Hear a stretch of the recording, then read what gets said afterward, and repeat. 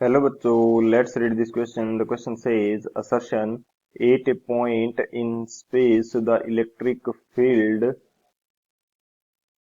points toward east. In the region surrounding this point, the potential will be constant along north and south. Region electric field at a point in space is proportional to rate of change of potential with distance. So option first, both assertion and reason are correct and reason is the correct explanation of assertion. Option second, both assertion and reason are correct but reason is not the correct explanation of assertion. Option third, assertion is correct but reason is incorrect. Option fourth, assertion is incorrect but reason is correct.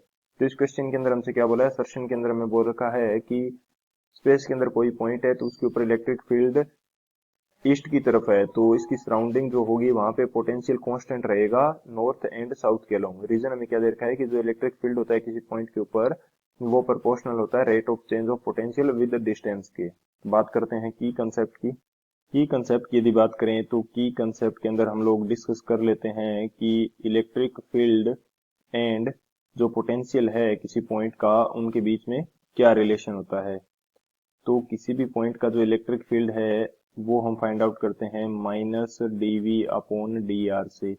DV upon d r हमारे पास क्या है, potential gradient है and negative sign ये हमें show कर रहा है कि जिस डायरेक्शन के अंदर हम इलेक्ट्रिक फील्ड मेजर कर रहे हैं उस डायरेक्शन के अंदर पोटेंशियल में डिक्रीज आता है।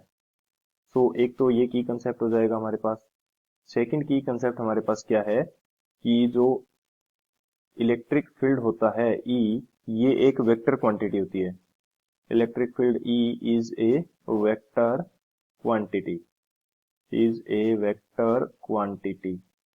यानी कि ये हमारे पास वेक्टर क्वांटिटी होगी, इसके मैग्नीट्यूड के साथ साथ इसके पास एक पर्टिकुलर डायरेक्शन भी होगी। सो ये दो की कंसेप्ट है, इन दोनों की कंसेप्ट की हेल्प से इस क्वेश्चन को सॉल्व करते हैं।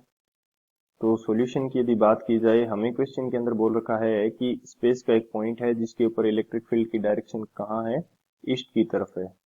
ये हमारे पास क्या है, आई कैप के अंदर डायरेक्शन है इसकी, यानी कि इलेक्ट्रिक फील्ड एक वेक्टर क्वांटिटी है। हमें बोल रखा है कि पर्टिकुलर डायरेक्शन किस डायरेक्शन के अंदर है, ईस्ट की तरफ।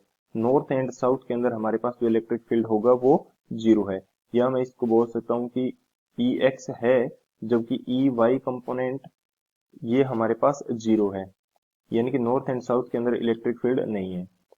हमने अभी एक कंसेप्ट डिस्कस किया था कि E is equal to minus dv upon d r होता है। यदि नॉर्थ एंड साउथ के अंदर ई वाई हमारा जीरो है, यहाँ पे यदि मैं जीरो पुट करता हूँ तो डीवी जो है हमारा नॉर्थ एंड साउथ के लिए ये भी जीरो आएगा। डीवी जीरो होने का मतलब है कि जो वी की वैल्यू है ये क्या रहेगी, कांस्टेंट रहेगी फॉर नॉर्थ एंड साउथ। तो यहाँ से असर्शन स्टेटमेंट तो हमारा करेक्ट हो जाता है। असर्शन हमारा करेक्ट हो गया क्योंकि जो वी की वैल्यू है चेंज नहीं हो रही है, कांस्टेंट आ रही है। एंड रीजन इसके लिए हमें क्या दे रखा है कि जो इलेक्ट्रिक फील्ड होता है वो डायरेक्टली प्रोपोर्शनल होता है पोटेंशियल ग्रेडियंट के या change in potential with respect to distance के। तो ये भी हमारा करेक्ट है क्योंकि अकॉर्डिंग टू दिस कंसेप्ट जो हमारा इलेक्ट्रिक फील्ड है वो नेगेटिव ऑफ पोटेंशियल ग्रेडियंट के इक्वल होता है। तो डायरेक्टली प्रोपोर्शनल आ गया पोटेंशियल चेंज के विद रिस्पेक्ट टू डिस्टेंस के। सो रीजन भी हमारा करेक्ट है। अब ये जो रीजन है ये इस असर्शन के लिए करेक्ट एक्सप्लेनेशन भी है, क्योंकि जो हमारा इलेक्ट्रिक फील्ड डायरेक्टली प्रोपोर्शनल है इसीलिए तो हमारा जो इलेक्ट्रिक फील्ड जीरो होने की वजह से पोटेंशियल कांस्टेंट आया था। सो असर्शन करेक्ट है, रीजन करेक्ट है एंड रीजन जो है असर्शन के लिए करेक्ट एक्सप्लेनेशन भी है। सो कौन सा ऑप्शन करेक्ट हो जाएगा हमारे पास, जो ऑप्शन ए है, both assertion and reason are correct and reason is the correct explanation of assertion. So option A is the final answer. I hope you understood it well. Best of luck. Thank you.